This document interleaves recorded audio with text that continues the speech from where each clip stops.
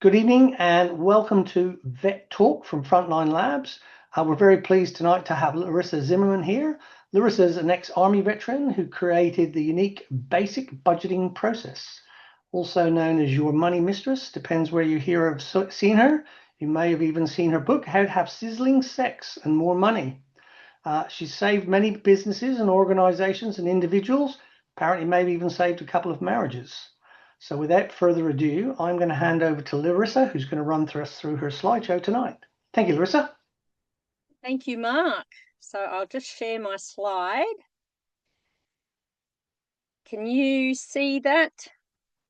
Yes, we can. You can? Awesome. Okay, I'll just put it on slideshow. So great. Alrighty. Thank you, Mark. And good evening. You may be able to see in the background here, I'm losing my virginity tonight, working from home in the bush in northern New South Wales on my beautiful 300 acres. So this is my first broadcast from a four-wheel drive van because the caravan office did not get delivered yet. It will be in a couple of days. So put up with this tonight. Should work. I did a test run last night with enough power and light. Now, what I'd like to do is to give some context to tonight's content is start with some experiences, with the point being for you then to question how your experiences may have shaped your beliefs and behaviours, specifically tonight around money. But as your money mistress, I always like to open with the question, what do you think is the similarity between sex and spending money? Two guys in the room. I was going to say, you're going to bring on a coughing attack for me. Yeah, There's no dramas here. Not enough of either, I guess, is the on-point answer. No worries. You can be politically incorrect. I had one guy in an all-male audience say, well, once you withdraw, you lose interest. Ouch. Very good. We've heard they both go pretty quickly, and one woman even said they both involve high heels. Ooh. So our punchline, not as exciting, but is everybody thinks they're good at it, but there's always room for improvement. There you go. You've already said that, Matt. And also, seriously, sex and money are two of the main reasons for conflict in relationships. So my aim is to help you with those theoretically. Tonight, focusing on the money. So now to the experiences. Basically, I grew up on a 10-acre hobby farm, and my mum said, so long as your clothes are in a good state of repair and clean, then that's all that matters. Doesn't matter what brand they are.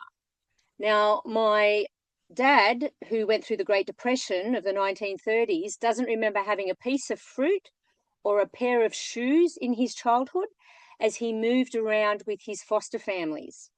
So he said, make sure you always have a permanent roof over your head, meaning you own the home, and you have food on the table as priority. And then at age 11, I sat exams for a public selective high school, and I went for an interview for an exclusive girls' high school. Now, when I got into both, Dad said, do you want to go to Hurlston or Frensham? And I said, well, we don't have the money to send me to Frensham, do we? And he said, no. I said, well, I guess I'm going to Hurlston. And unbeknownst to me, at that young age, I wasn't aware that I formed a very strong belief that I had brains, but we weren't a family with money. And it wasn't until my 30s I realised I didn't have to prove myself to anybody, because I always felt from southwest Sydney a bit of a bogan. Without money, I had to prove myself. And I adopted the commonly what's the word I'm looking for? I took on board the common belief that people's external display of wealth is indicative of what they have in their bank account and how happy they are. Now, we know that is not true. Many stories of that. That's why I get called in. People are in their fancy homes with their fancy cars, and the mortgage broker says they can't afford to put food on the table. Okay, so being very aware of appearances. So then I went straight from high school to Canberra for my 4 years training, bought my first investment property, stayed in the army for for a few years, bought a few more properties, and then I got out and joined the AFP, loving life. And in 2004, I got the call that would change the way I view the world. My little brother had just taken his own life. Now, I thank him now for the best kick up the butt of my life. And I'm very spiritual and I know he's around. But at the time, I was thrown and I really questioned deep questions of life. And I realized I'd busted my britches to build wealth, but no amount of money will ever bring back lost time with loved ones or someone you've lost or regrets. It can help patch things up. But what is good is to have money to say to the world, just forget about me for about 6 or 12 months. Let me heal myself. Let me take my sister on her first overseas trip. So money does make the bumps in the road of life a lot smoother. With regards to Zachary passing, that was a catalyst for me to go into business more earnestly. And instead of just looking at numbers and money, I focused on the mind, the body, and the wallet. I saw it clear as day. It's a holistic approach. If you just try to focus on the numbers and the money, it won't work. You have to bring in the rest. So can I just ask, how many years have you been in business, Matt? I've been cracking on for, well, probably technically, officially one. I've been tinkering away with an idea for a little while, but yeah, very, very new to the space, hence my concerns and sort of going through the usual transitional chaos and trying to understand what the outside world's like and all that combined with a few family dramas. But yeah, very recent, and I don't know a lot about it yet, and I'm making a lot of mistakes and putting a lot of effort and money into what I think is right, but I don't. Some days I really wonder. Yeah.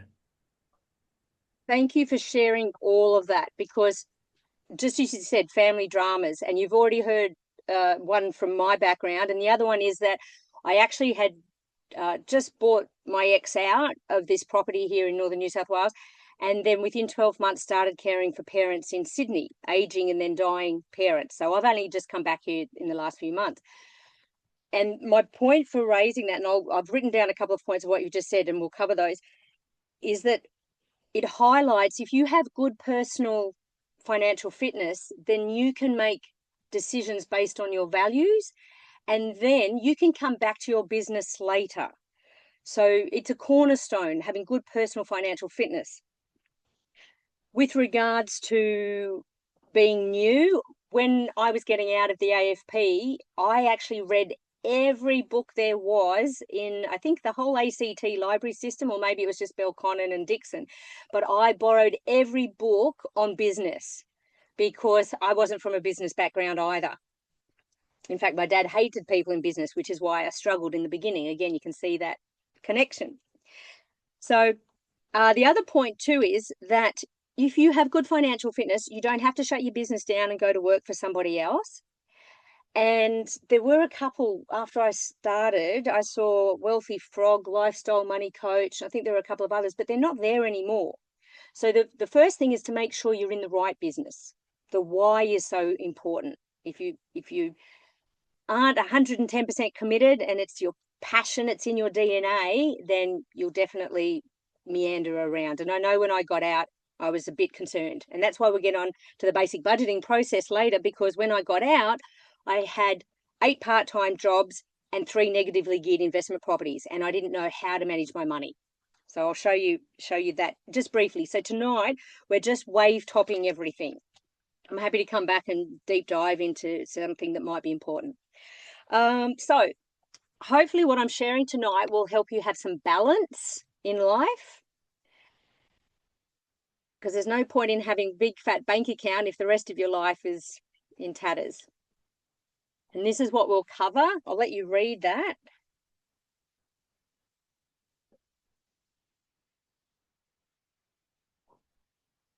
and then ask you if there are any particular questions for tonight, any specifics. I've already got the idea of marketing, how to help you a little bit with that. Are there any other questions? I guess it's and I know I certainly talked to Mark about this when I did the course, but it's making sure I'm not throwing everything at a passion project that's not a commercially viable venture. But there's certainly ways I can manipulate it to be financially viable, or at least not negative, and still be rewarding for myself, which is probably a big it's actually a big part of why I'm doing what I'm doing, is to try and get back on track, so to speak. But and that's why I don't a very well-educated psychiatrist once told me not that long ago that I'll probably never work for another idiot, i.e. I'll never work for another person in my life. Yes. Which was probably good advice, because I can see why being able to control my own sort of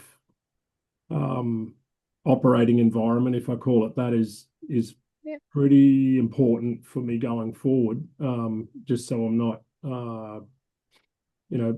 bending and potentially breaking later on again. But yeah, I guess it's the bigger question is, there is a balance from family expectation too. It's interesting that you're talking so much about relationship management and money in the same vein, because that comes up a lot as to what I'm doing, and whether it's heading me in the right direction, or whether it's just another thing that I've latched onto as an idea and still testing the water, but not necessarily a well thought out path, I guess. Not getting hits on the board yet, or runs on the board, as they say. And the bigger have you question, done financial projections?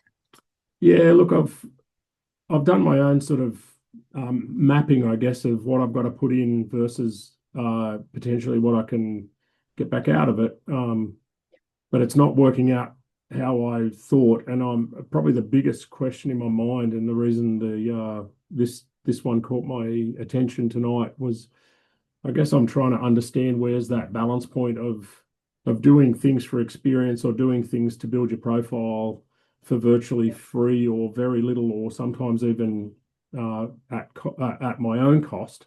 When do you draw the line with that? Because it's still rewarding, and it's still very helpful for me personally. But you've got to put food on the table. Yeah, that's right. And that's the big sort of messy quandary, I guess, I'm navigating. Right. Yeah. Well, what I might do is I'll push through some of this information and bring in what you've said. I really think this is going to help you, because especially the basic budgeting process, although I don't spend a lot of time on it tonight. But what I'll do now, I'm just looking at the time as well, that's what I said to Mark too. I sent him the slides, but then I cut some out when I was rehearsing, going, because I just wanted, look, this hobby has been 45 years in the making of money for me. So in 45 minutes, I can't give you all of it, but I'll give you what I can.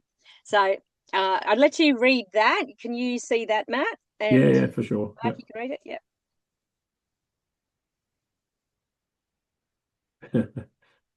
Yes. So talking about that balance, so many people bust their britches, they spend their health building wealth, and then they have to spend their wealth regaining their health. So as you said, with that cough, working too hard, being too busy, just be careful of that. On your deathbed, that's the other thing Zach Passing taught me. On my deathbed, I'm not going to wish I ironed another piece of clothing. I cleaned the house another time. I spent another extra hour at work. So really working out what's important. So financial bondage, just briefly to say what that is that when our choices are very limited because we're trapped in chains of debt. Now, you would have heard good and bad debt in the past. Now, good debt for investment properties or business can actually take you backwards as well. So you've got to look at the big picture. But the key to avoiding financial bondage is, as we've discussed, the psychology of money, your beliefs, and confirmation bias, which is where you see something and it will confirm your belief by the way you look at it. Whereas someone else might have a different belief, see the same situation and go, well, I see things differently. And the meaning of this event is different because I have a different belief. And I love working with mindset more, but tonight I want to cover a bit of everything. I want to give you an example, though, of two ladies in Canberra when I first started in 2004, and I did a course. You can imagine Canberra, public service town, the numbers were almost identical for these two women of what was coming in and what was going out.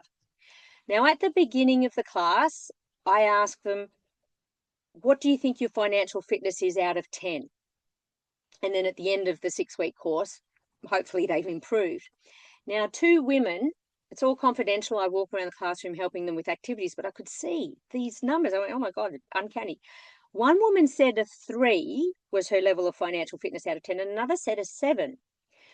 The lady that said 3, she knew the power of compound interest on their debt, right? And how hard it would be to get out of debt. And then once they were level, how hard they would have to work to build up the nest egg that they wanted to retire on. Whereas the lady that said 7, she did not realize the numbers. So yes, you have to know what your numbers mean. But as I said, it's the psychology of money and your beliefs and your behaviors around money. I've had people on Centrelink say that they can save money. They couldn't believe they could. And then after some training, they have. If it was just about the numbers, then everybody above a certain level of income would have a certain level of financial fitness. And that is definitely not the case. Okay, so don't worry about the numbers per se, but in order to manage something, you have to measure it, best manage it. Okay, so we're looking at how to do that. And the other point is to remembering that your experiences as a child with money, what you see, what you hear, perhaps what you didn't, maybe it was just a feeling, is probably very different to your partner's, which is why I wrote the book. Thank you, Mark, for mentioning Sizzling Sex and More Money. So yes, having to work that out because you don't want to build up an empire and then lose half of it down the track. So very briefly, needs, wants, and emotional spending. Now, research shows you get the same endorphin rush from spending money as you do from being in love or lust. So get that feel good feeling from, I say, healthy human connection. All right, you don't have to spend money to feel good. And people go, oh, needs and wants. Yep, we all know we're supposed to look at that. But how many people have actually sat down and gone through line by line on their budget and worked out, do we really need this? Or can we find a better way to provide this facility or service? Can we carpool? Can we have a tool library in the neighborhood? Different things like that. This is, like I said, tip of the iceberg. But the needs as well, Maslow's hierarchy of needs, there's so many models. I love Maslow's that says what we really need after our physiological and safety concerns are taken care of is connection and feeling valued. So again, just looking at what are we spending, how are we spending it, and why. And you go, oh yeah, that's common sense. It's interesting that you brought that up. It's very interesting that you brought up the feeling valued piece because I think that's why I'm probably being very generous with my initial business approach in the sense of giving a lot of my own time and sometimes literally money to do a project for somebody because I can see I feel quite valued when they give me feedback and can't believe what I've given them and they could never have done it themselves and things like that. And I walk away from it, poorer financially, but, very much uplifted and feeling like I'm on the right direction. Okay. In this phase of trying to build a profile, thinking it's going to have a commercial sort of application later on. And Larissa, if I could just add, Matt is giving a classic example, and I knew Matt, and I appreciate your honesty. We found, like Matt, by the way, did our pilot police and emergency services entrepreneur training course. So we ran one of those to show that community is just as valuable as veterans. Everyone that gives service through their uniform and the service come out and want to give back. Uh, the majority of people I've seen have products and things. They always talk about how they want to give it away or do it for free. And again, that went against my grain as well. It's not the way I was 30 years military service. But eventually I had to realize my time is my money. I have to feed the family. I have to pay for the mortgage as well. And Matt, I know, has done a lot of generous things. I know I have as well. And we're all guilty of it because we feel that commitment to giving and community and sacrifice and Yes. forgetting about, like, I love it, Matt. Same deal. I've had great feedback on some of the things I've done for free. Made me feel wonderful. But did it pay for the next dinner? Did it take anything off my mortgage? No. And There's some, sooner or later, you have to do that, right? yeah, that's the bit my wife keeps reminding me about. I have one of those. I have one of those money mistresses too. It's a good thing. There you go. And here's the point, a couple of things, as you were saying, guys, and I can see I'm not going to get all through, I'll go very quickly through the information, but what I want, this is what's important. So a couple of things. First is I had a couple come to see me in Canberra many moons ago, and one woman was donating something like $200 a month through her credit card to charities. And her partner was saying, we haven't paid off our credit card, so we're paying interest on that $200 charity every month. Very good point. And the other way I heard too, it sounded horrible to begin with, but then I went, oh, that's a very good point. The best way to help the poor is not to become one of them. So build up your assets. And this is what I was going to say, actually, because Artemis said that we had a question from somebody, and it might have been yourself, with regards to, it sounds very similar, about giving things away for free in the beginning. I would say, so we're going to look at our sums. That's the big thing, and say, well, if you can see your sums in black and white, and you go, I have to earn a certain amount, or I've only got so many savings, and at this spending rate, it's only going to last so long, then that helps you with your awareness. Go, you know what, I want to do all of this, but looking big picture, go, you know what, I'm just going to pull the belt in for about the first 3 to 5 years, and then I'll be able to be a full-time philanthropist. So looking at the long term, not just the short term. And what I would say, because I also used to get pulled in lots of different directions, and I still am outside as I start again, but limiting yourself. And then that also, it makes you value yourself, or shows others that you are valuing your time, because you have to show other people how to treat you by the way you treat yourself and your time. And you can say, look, I love doing free talks, but I'm sorry, I have to limit it to 1 a month, or 6 a year, 1 every 2 months, 1 a quarter, or whatever it is that you're doing. But if you can limit it. And the other thing too is at least saying, I used to say this, can you at least pay for my travel, or pay a nominal sum? And here's the other thing. So people have used me, clients, couples, a woman said, yeah, I blamed you. Hubby wanted to do this. She said, no, Larissa said we can't do that. You know, so you can blame me. But also when you are saying, yep, I can only do 1 free per quarter,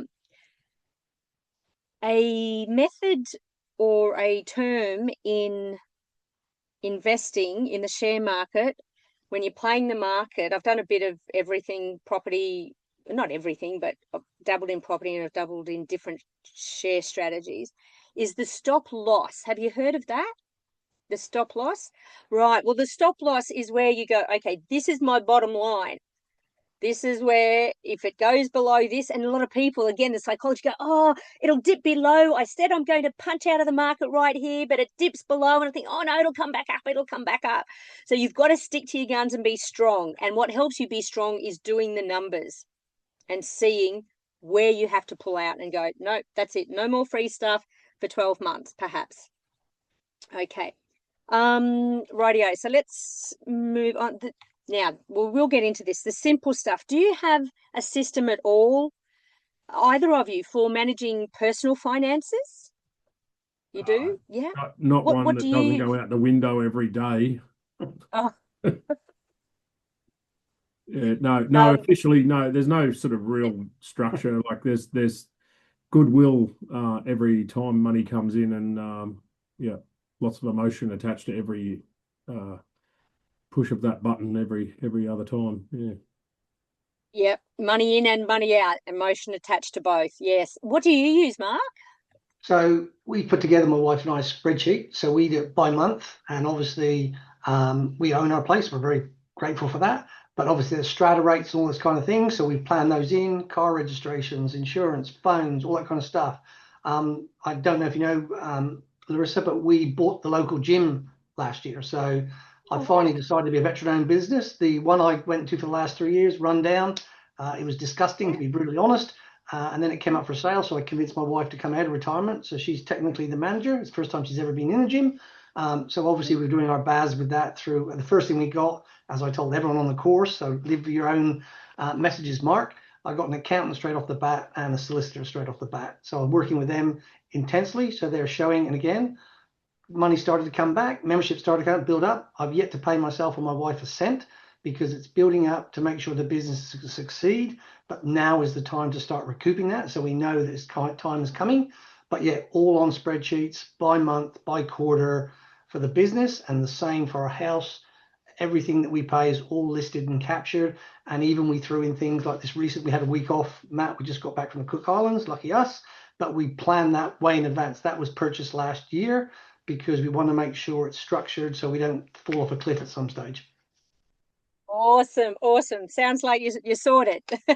That's great. And that's what you've said is it's all structured. And to me, I like to keep things simple, which lends itself from structure, because having a system, I like the letters of the word system, saving you stress, time, energy, and money. They say if you're doing something more than 2 or 3 times, have a system for it. So I say also that, and you might have heard this, that simple is not always easy. We go, oh, well, the healthy approach is to grab the apple.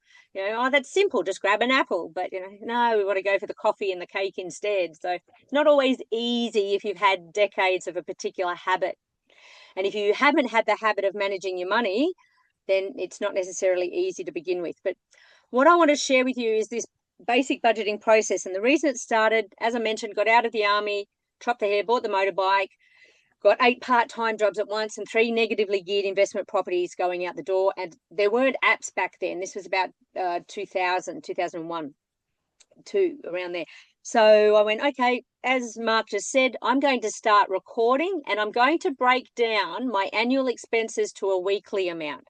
I like weekly because the brain, week to fortnight instead of monthly, that's normally what I do. But if you've got an annual payment, then yes, break it down 52 weeks and then put that in the Excel spreadsheet. So what happens is if you're just living by the spreadsheet and not your bank account, then money will be accumulating in your account. You go, oh, I've got thousands of dollars there, but you might have your insurances and registrations, etc., coming up.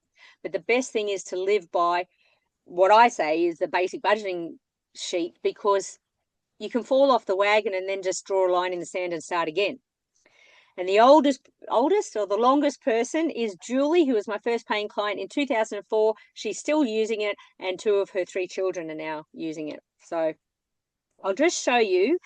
In the beginning, basically it was keeping receipts and putting it into the Excel sheet, and it doesn't have to be neat and tidy. Are you okay with Excel, Matt? Or yeah, Yeah, I cool. definitely Yeah. can use it. And I've done a Yeah. little bit of that forward calculating of the bigger ticket Mm-hmm. items where I've got a little sub bank account that I quarantine some money off out of every payment cycle that Yep. comes in. So I shouldn't say it's completely ad hoc. I have got that, but unfortunately, what happens is we sometimes have some other chaos that happens, and all of a sudden we've gone, that money's there, we'll use that for that, and the next thing you know, best laid plans are out the window again. So Yep. Yep. And that's it. That's a lot of people say, oh, just as I get ahead, something comes up. So again, it's changing that belief that, you know what, that's all behind me, and now I'm going forward and not going to have that happen again. But I just want to show you that it doesn't have to be neat and tidy. That's what mine looked like at the beginning of 2004 when I didn't have a computer. So I had my 3 investment properties there at the top, and then this is part of the reason is I bought 2 more when I joined the Federal Police. I wanted to make sure that the numbers would add up. And I worked out it was better to buy 2 units than buy 1 house and land package. Okay, and what you do is you can see there that isn't pencil, all the fixed costs, because everything's discretionary. People go, oh, non-discretionary, I have to spend that. Well, no, everything's pretty much variable and flexible. You choose how much your mortgage is, that sort of, interest rates, I know, but we need to create buffers as well. So anyway, just to show you that that's not, doesn't have to be neat and tidy, because some people think, oh, I'm not structured enough, but just to show you a messy example, okay? So that's that. That's from the very beginning. But what I wanted to say is, if you do something up and then record it for 12 weeks, the biggest difference I saw within only a fortnight or a month were a couple that came to see me and they go, we don't know why we're not getting ahead. Everyone goes, yes, I know what I've got to do, but are they actually doing it? Are they recording? And they weren't. And what they found, because I ask everyone to just fill in, you can find budget sheets online, right? So I just have this one pretty basic, so it fits on one sheet. And some people have 50 categories and then it's too hard. So you want it simple enough that it's detailed enough, but not too hard. They found they were spending $1,500 a fortnight more than what they thought. So that scenario budget, that sheet I just showed, is you fill that in to begin with, and you go, I think I spend this much, I think I spend that much in that category. And after recording for a little while, you come back and you see, oh, hold on, I was out. It was above or below. And it's like tying your shoelaces. After a while, it becomes part of your DNA and you don't actually have to do it 2 or 3 times a week. But I'd love to share more with that, but find something that works for you when it comes to managing the numbers. Okay. I wanted to talk about the mind-body wallet connection briefly.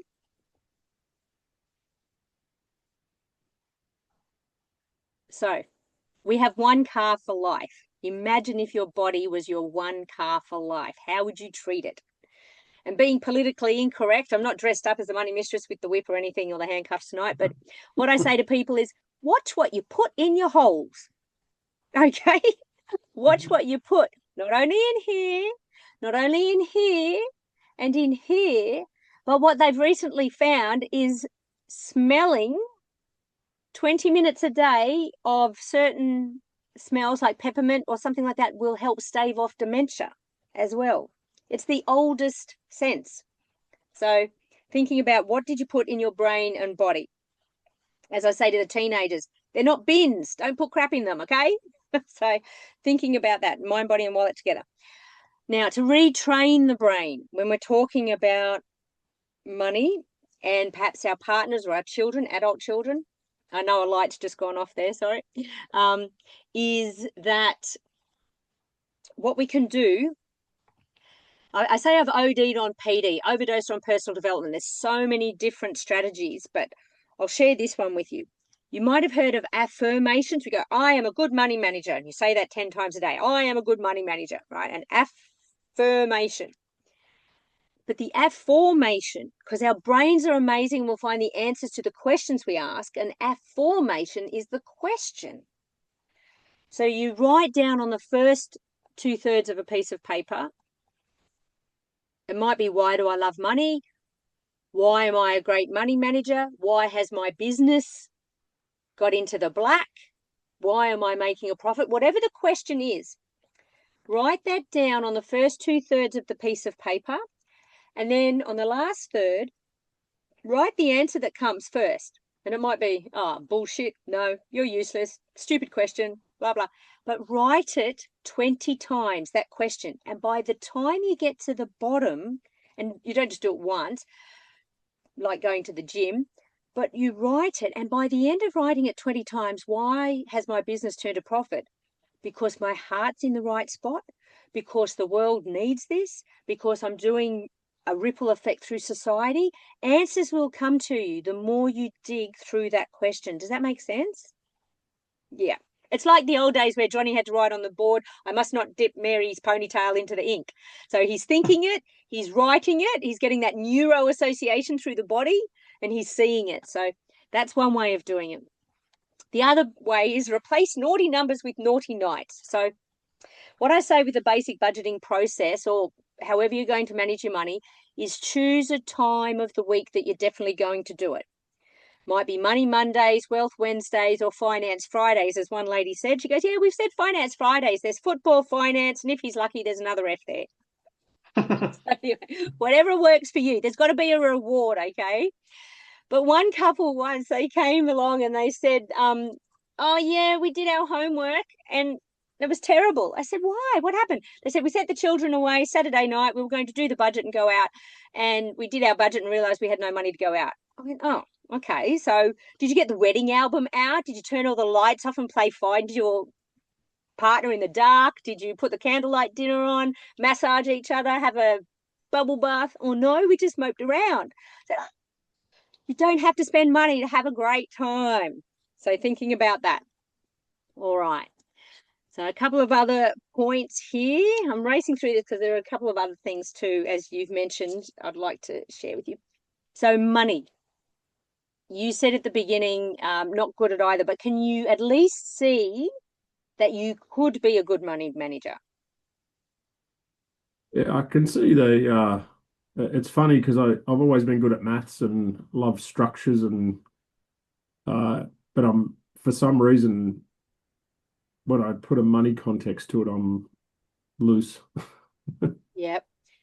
May I suggest, and this is where the psychology of money, I didn't come across it really until my late 30s, because I always thought, oh yeah, just about the numbers, same as you. I've got a maths degree, just passed, but I love numbers.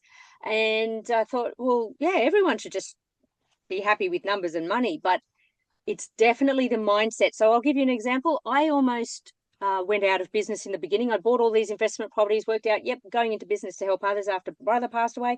And then I was selling the properties and I wasn't doing so well in business. And it hit me like a brick in the side of the head once when I was doing a consultation with someone who had been paid by his mate. So his mate paid for the consultation because Glenn owed his mate money. So Glenn came to see me and I said, okay, Glenn, I'm going to be quiet. You need to now spend 5 minutes working out what were your experiences with money as a child. And it hit me. My dad hated people in business. He always said they're lies, they're thieves, they're cheats. So if I succeeded in business, I'd lose my father's love. Didn't realize that until my late 30s. So I rang Dad and he goes, no, I meant you're different, So so what you've got to do though is keep every week, choose the time you'll do it first. Money Mondays, Wealth Wednesdays, Finance Fridays, whatever it is. One woman Saturday morning before she got out of bed, whatever works for you. We want to create a positive association around this word money. Everything to do with money. We want to feel positive about it. And how we do this is we make it fun. So very briefly, you can play games, go shopping with significant others. It could be children, could be a partner, or playing games of what's the electricity bill going to be before it comes in. Guess the groceries was ours. So whoever gets closest, gets to choose. Do they want a foot massage or they don't have to do the washing up? Whatever it is, but you're only limited by your imagination. Play Monopoly or Cashflow. There's so many money games you can play with, but make it fun. And the other thing too is when you're doing that time of the week, the basic budgeting or working on your money, have it in an environment that's exciting for you. Might be outside, might be inside, relaxing, home theater, wherever it is. Would not suggest doing it in bed though, but choose somewhere that you enjoy and you feel relaxed, and have colorful pieces of paper, calculators, whatever it is you're working with. Just make sure the environment is fun for it. We've said, when are you going to do it? And here's the other point. You have 168 hours in every week, like we all do. And I say to everyone, it's worth it to spend half an hour to an hour. That's less than 1% of your time on yourself, your loved ones, your future self. You owe it to your future self to spend that half to an hour a week on money. So make sure you know what your reward is as well. Like that couple that went, oh no, it was no fun after we knew we had no money. But what is your reward going to be for doing it with your significant other?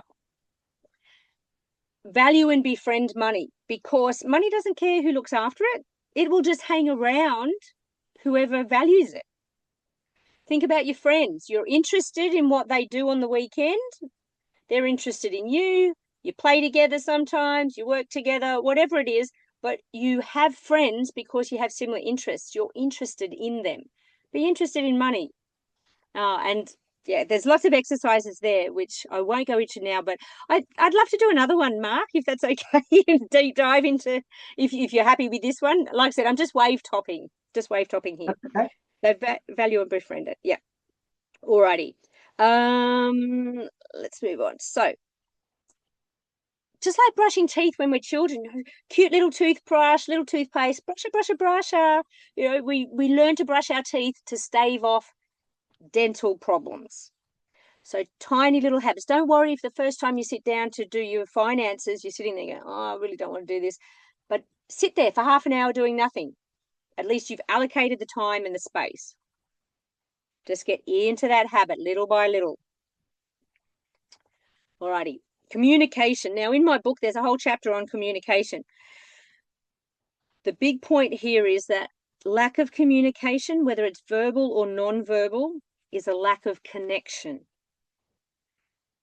And in order to achieve your financial goals, if you work with your significant other and you communicate about whether it's sex, whether it's money, beehive topics is what my ex said. He said, we'll call them beehive topics. We don't like to go near them, but we have to talk about them at some stage.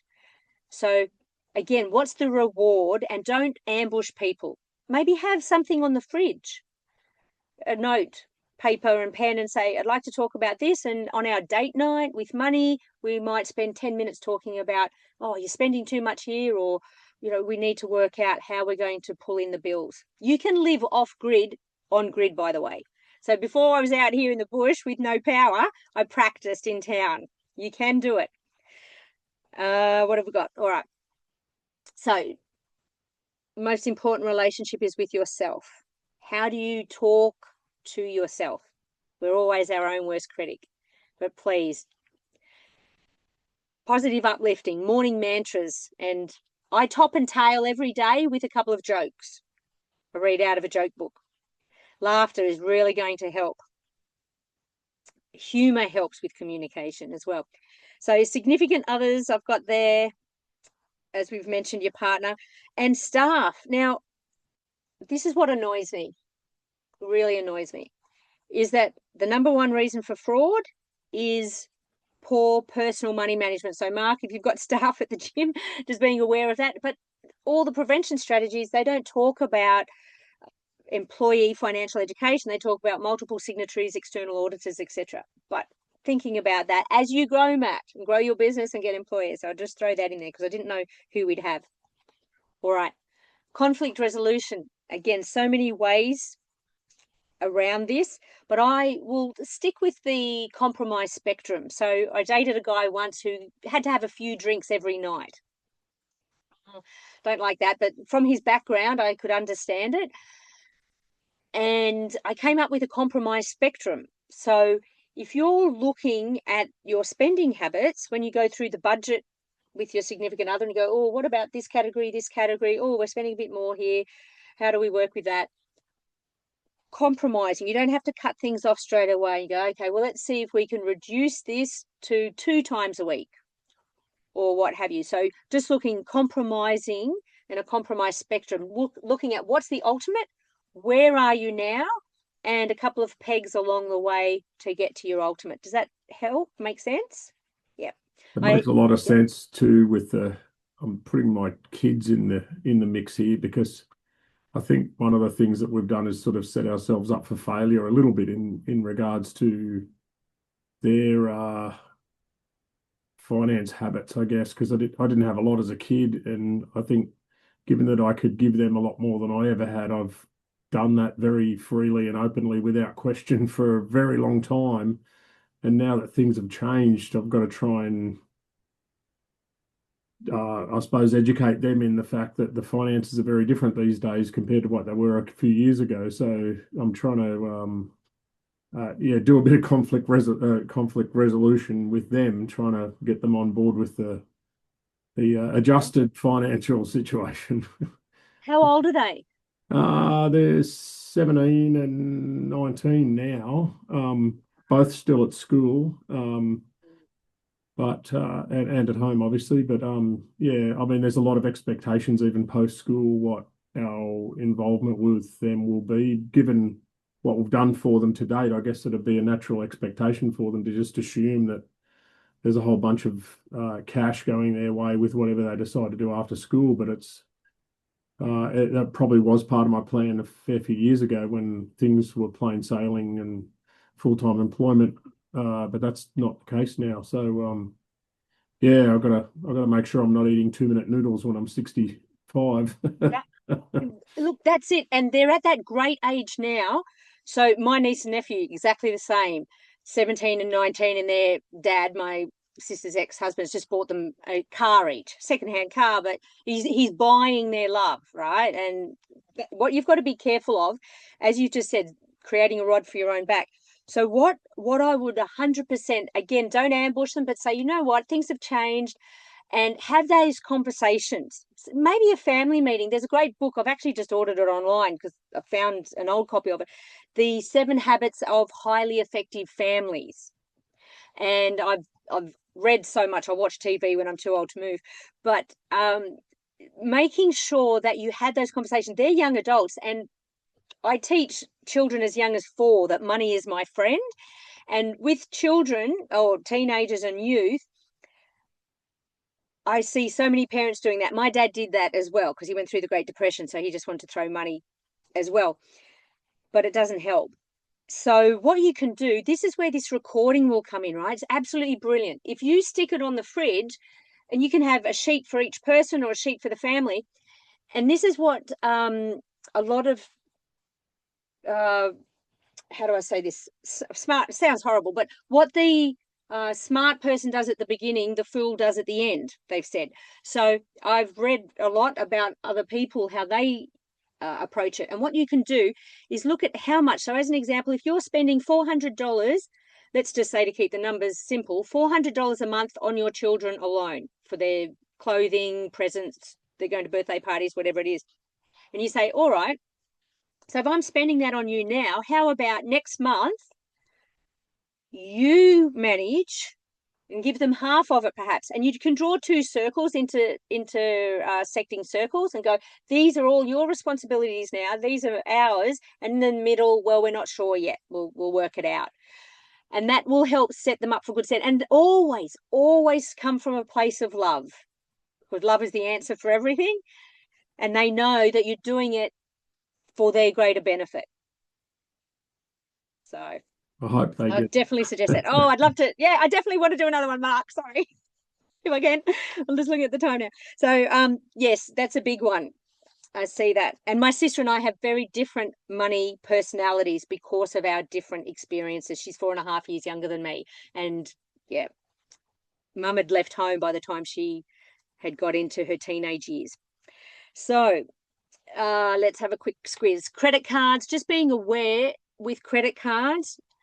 As I mentioned before, compound interest is devastating on your debt, but fantastic on your savings. Just being aware of that. Have a look at compound interest calculators. And with your children as well, going, look at this. If I put $5 away a week, how does it compound? Adding it up. Alrighty. Tips. Here we go. Conscious consumerism. Now, this is where you can appeal to what's important to them. We put 1 million extra people on this planet every week. Little ball of dirt, an extra 1 million people. Resources are going to get very stretched. So if we can be a conscious consumer, in our workplace, we always had a stationery cabinet. Oh, easy. And then you go into business, you go, oh, hold on. I've got to spend money buying this stationery and all this. You go, well, so using both sides of the paper, just boiling the amount of water that you need in the kettle, being aware that poor Mother Nature, she's struggling, so I'm not going to throw my food in the bin because it's just taken 12 months to produce that. So just being a conscious consumer can really help as well in personal and business fitness. And it's a transferable skill for staff members as well to bring into the business. The one I love, it was Care Financial Counselling that said, halt your spending when you're hungry, angry, lonely, or tired. So this is a bit of that emotional spending. And then one lady said, oh, when I'm sad or I'm sick. I went, thou shalt not spend when you have all those emotions running through you. All right. Play with success interviews, especially with your children. This would be great, actually. I do this. I've got a 40-hour health and wealth program, and towards the end, put someone in the hot seat, get them to describe in detail what their goal was and that they've achieved it, and then interview them. Go, so when did you realize it would succeed? What was the greatest challenge? What were the lessons you learned? And gold medal athletes practice this. So I love playing with that. So that's making money fun, right? You can do that. Definitely I like to have screen-free Sundays if you can as a family, maybe just 2 hours a week to begin with, or 1 hour a week with no screen. See what you can do. Alrighty. Here's the key. Less stuff means less stress and more money and time. Now, I've just had a friend move a couple of times within a couple of months, and I've added this in. So I used to say, less stuff is less stress because you don't have to find it, you don't have to clean it, you don't have to fix it, you don't have to insure it, and you don't have to replace it because you're so used to having 3 TVs or 4 cars or something. But then you don't have to move all this stuff. And there's a great saying, if all your life you buy lots of stuff, at the end of it, you have stuff all. So you want to buy things that appreciate in value. Alrighty. Let's get into very briefly. Can I steal you for another 5 minutes or 10 minutes? Thank you. Now, as we're all becoming mature, middle-aged, we might have aging parents, or even with ourselves, once we've built our empire, we don't want to lose it in our older age. So I just want to touch on these. For the last 6 years, caring for supporting parents, my dad had his enduring guardian and his power of attorney set up through Marsden Solicitors, well-known legal firm in Sydney. We thought it was set up right, but it was not watertight. So please be aware, and you can get in touch with me later. I have a 3-page cheat sheet on helping with terms like this. Jointly and severally. That means the people you've chosen can make the decisions separately and don't have to confer with the other person. If you want to make it majority rules, that's great. But then, from my experience, sometimes you can have 3 people with 3 different opinions. Oh, should they go to the nursing home? Should they go and live with somebody else? Oh, should we do something else? So just being aware that if you have majority rules, then you want to have casting vote, where you give the final say to somebody you trust. Because I fought in the Supreme Court against the state public trustee and guardian and won when 35 law firms in New South Wales would not help me. I've learned a lot. Half lawyer now, I think. And this is important. And I tell you why you don't hear about it. There is gag legislation. When my dad got sucked under the public trustee and guardian, and I said, you just heard him for 90 minutes say he wanted to be cared for by his 2 daughters. I'll go to the media. Straight away, can't. Section 65 of the Civil Administrative Act. No, I'd get fined $5,000 and media gets fined $15,000 if they try to report on cases of trustee and guardian. So being aware. Advanced Care Directive is what you want in your final days, those final weeks. Do you want music? Do you want incense? Do you want a priest? All those sort of things. Being aware of that. Because our family, all friendly before Dad had the stroke, going to Christmas dinner together, and 5 months later he has the stroke. We're all fighting about what should happen. And then after he died, fighting about what should go on the coffin. Whether he should be cremated. Craziness. Aged care facilities, just be aware. They will try and force you into having a lump sum up front to pay for the room. Oh, 400, 600, 700,000. No, you can pay what they call a DAP, daily accommodation payment, which is pretty much like rent. So you don't get your money back at the end of it, but you don't have to sell any massive asset to begin with to get hundreds of thousands. And reverse mortgages. Just being very aware with those. that also the DVA site, apparently for veterans, if they're of pension age, have what they call the Home Equity Access Scheme, which is actually through Centrelink as well. But you can go through the government, a Home Equity Access Scheme, which is very similar to reverse mortgages. May I suggest watching the movie I Care a Lot? Please watch that. I Care a Lot is a movie by Hollywood, because in America they have private guardians, and they're actually looking at Australia, where the government manages our guardianship. Alrighty. Thank you for persevering. Thinking big. Love the good that money can do. Have a process or a system. Happy to share more about the basic budgeting, and then realizing that more love and less debt will help save the world. 2 sayings here.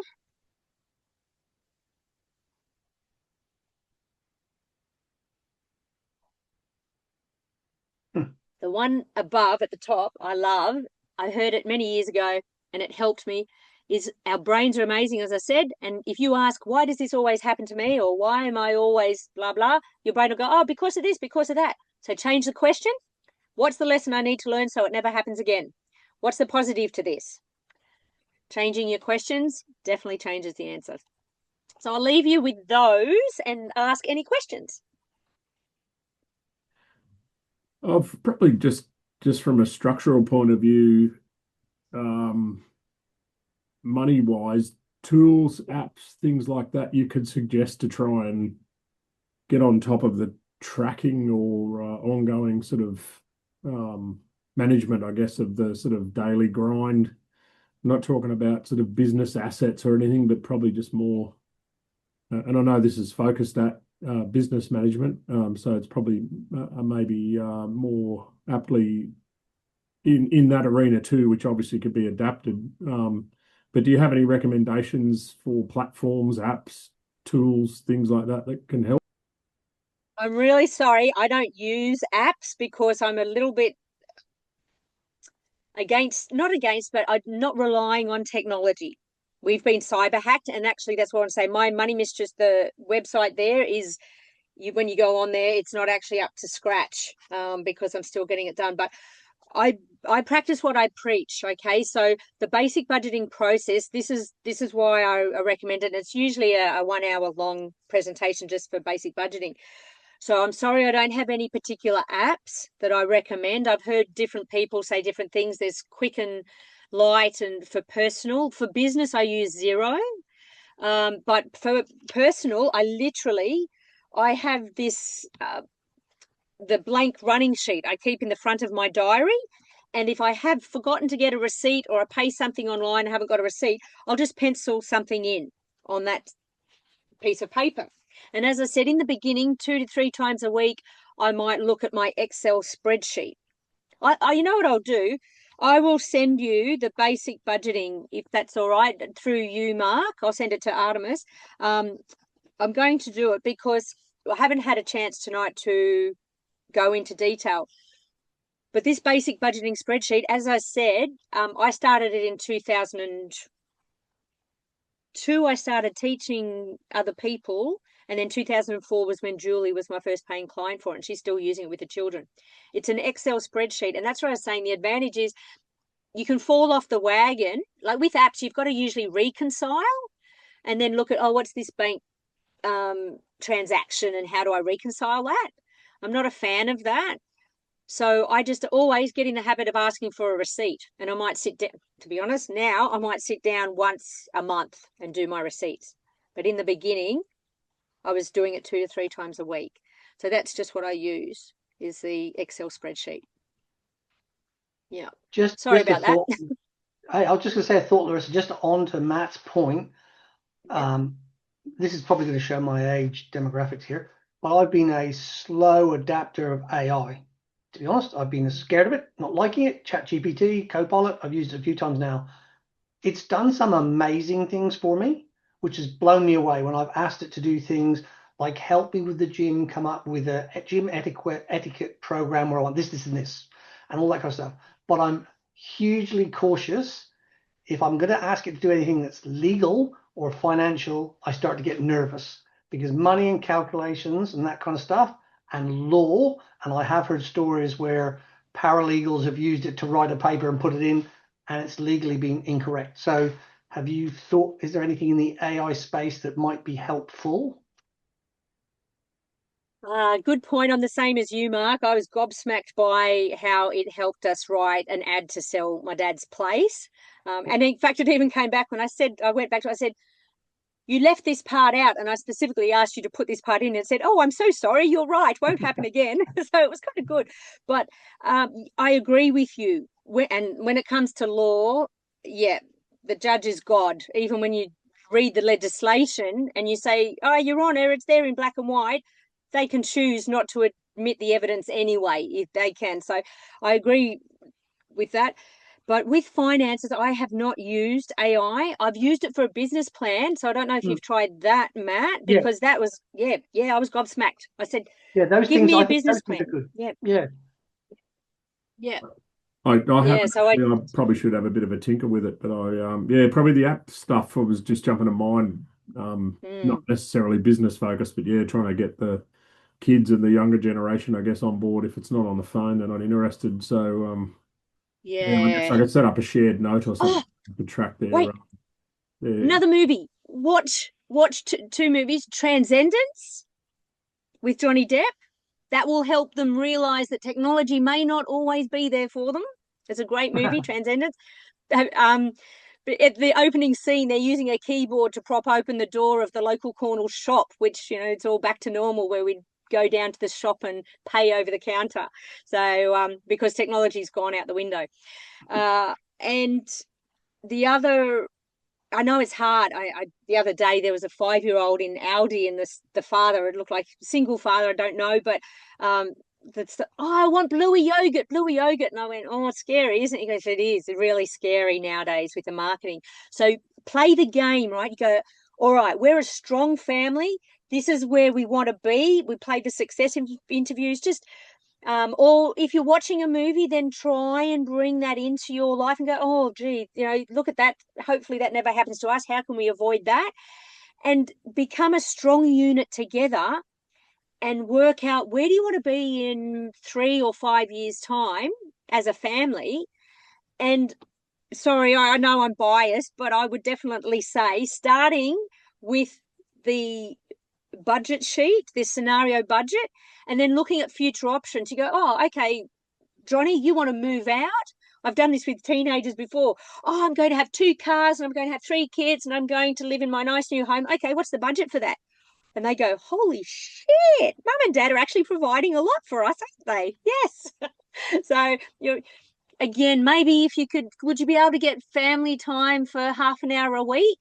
Oh yeah, that's sort of possible at the moment while they're still both at home, no doubt. But I'm also sort of thinking from a business progress point of view. This has been really helpful in me reframing, I guess, some of my expenses and nice to do's versus must do's, and are they really must do's? I'll probably need to have a bit of a rethink of a spreadsheet of ideas there and map it out a bit more solid, so I can actually work out what my thresholds are of breaking even or going forward or going backwards, and making sure I'm diligent with my documentation, because I suffer terribly from the emotional little sneaky purchases of something that I'm sure I need to do what I've got to do, and I hide it from myself, let alone my wife.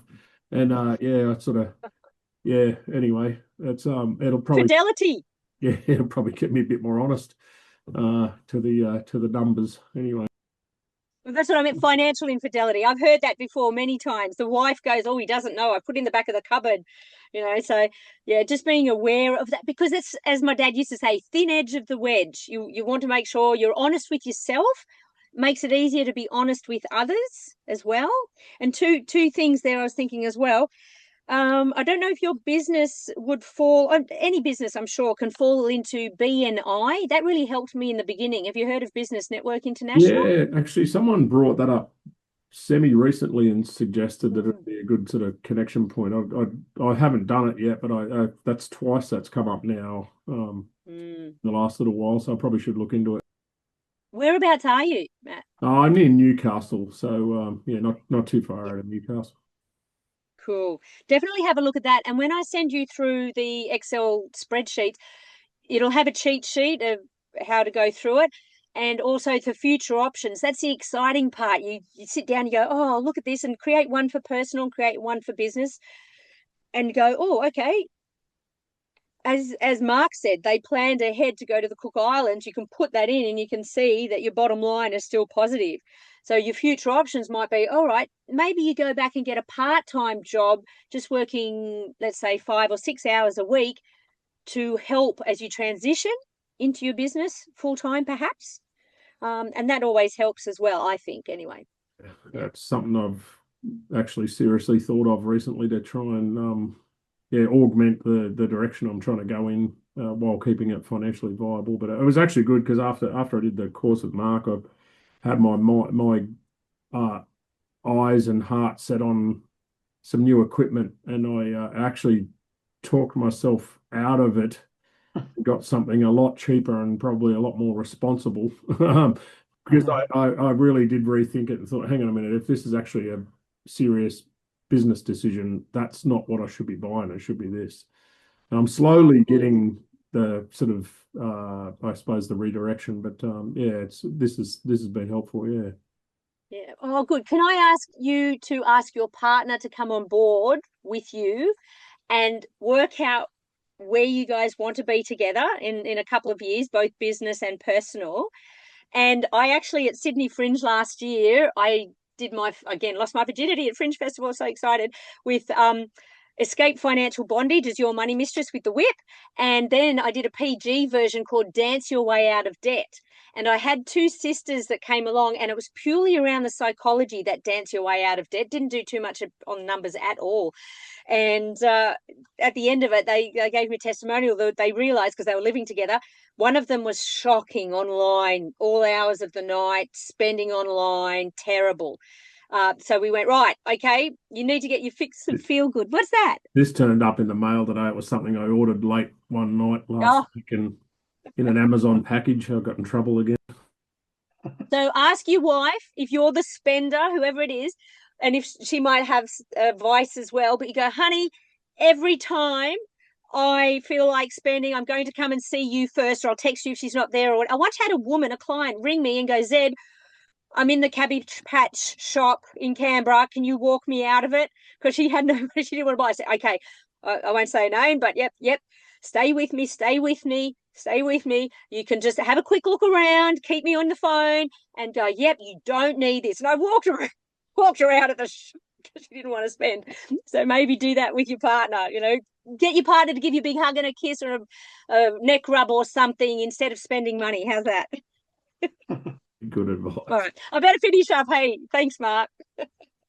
Hey, look, first, Matt, thanks for coming on. And you are a classic example of many people we've had go through our course with the small businesses. Same problems. Don't feel like you're Robinson Crusoe. It's very, very similar. I've heard it many, many times. And Larissa, putting the money side onto it for this business is so important for all of them.